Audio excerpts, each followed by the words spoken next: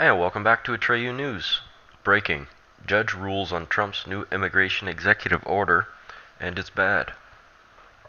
Well, we all knew this was coming. For most of the Democratic states, the leaders obviously opposed Trump. U.S. District Judge William Conley in Madison, Wisconsin has ruled to block Trump's revised travel ban. I should really get a list of these judges, the ones who stand opposed to the Republic, the ones who would want to seek to destroy the United States Constitution. Look at this guy. What in the hell would cause him to go against America? It's a difficult thing to understand. In this latest legal setback for President Trump's attempt to change U.S. immigration policy, a federal judge in Madison, Wisconsin, William Conley, blocked Trump's revised travel ban on Friday, barring enforcement of the policy to deny U.S. entry to the wife and child of a Syrian refugee has already granted asylum in the United States. Conley's temporary restraining order applies only to the family of the Syrian refugee, who brought the case anonymously to protect the identities of his wife and daughter who still believe in Aleppo. Well then, you know what? Let this idiot right here, let him give all of his wealth, his house, his family, his daughters, whoever, everything he's ever worked for, let him give it to the refugees. That should be the rule.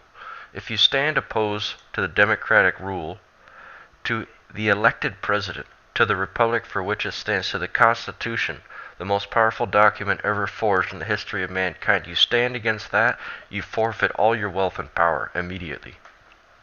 That's what I think. U.S. District Judge William Conley.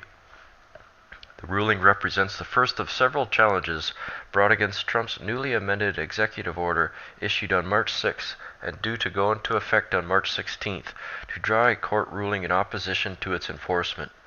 Conley, who was appointed by President Barack Obama, big surprise, is chief judge of the federal court in Wisconsin Western District, concluded the plaintiff has presented some likelihood of success of the merits of his case and that his family faces significant risk of irreparable harm if forced to remain in Syria, according to Reuters. Why the hell is that our problem?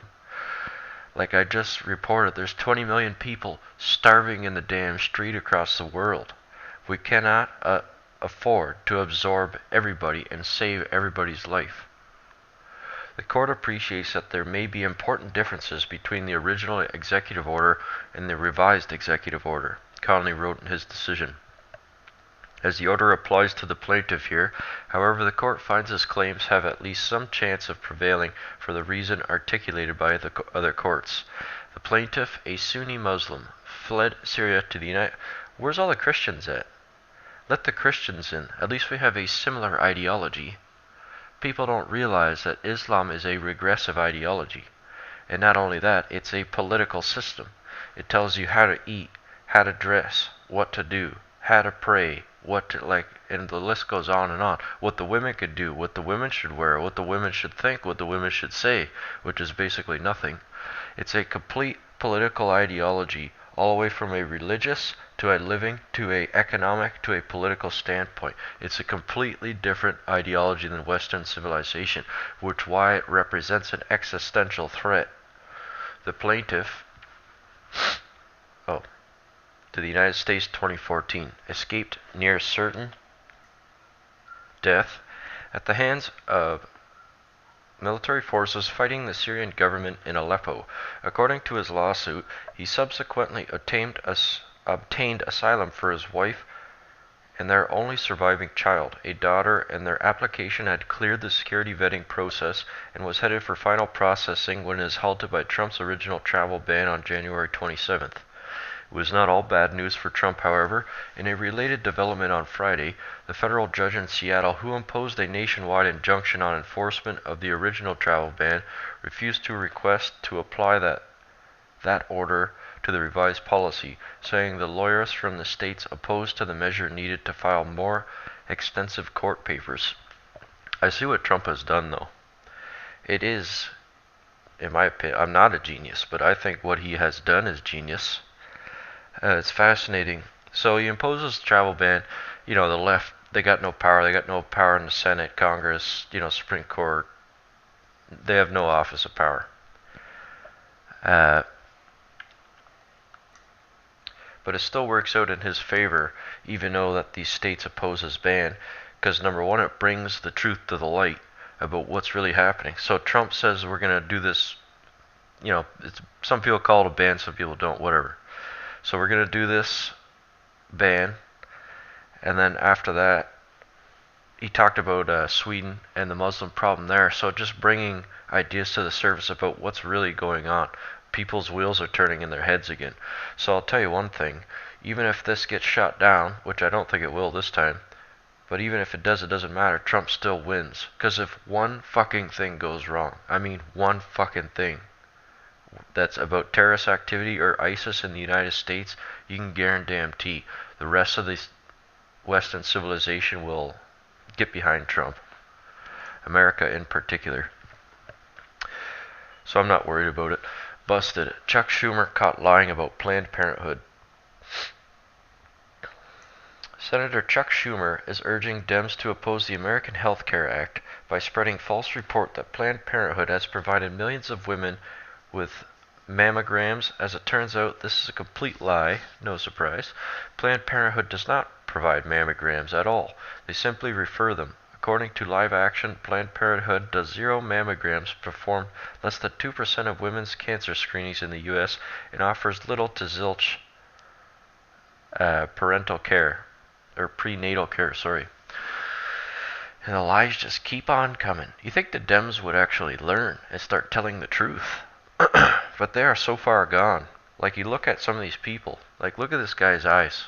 You could tell he is gone. He's gone. These leaders, these Democratic leaders, they're gone.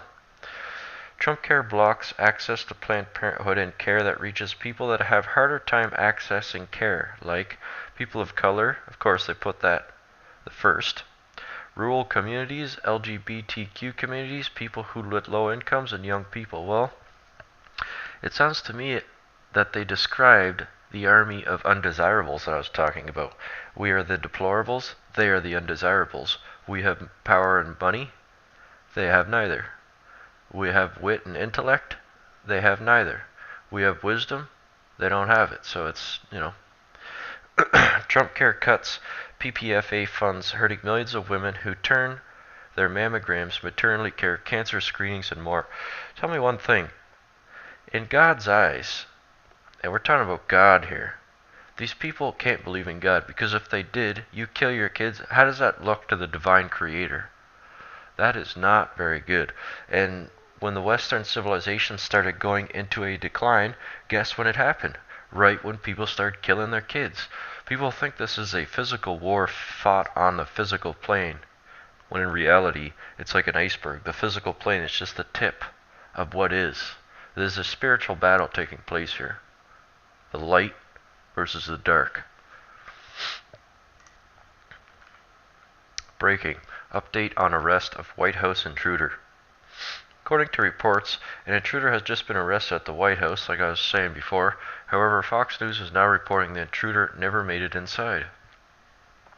We're told by sources that this person never made it inside. The system worked the way it was supposed to. I wonder if we have the religion of peace to thank for this incident. I'm sure more will come out.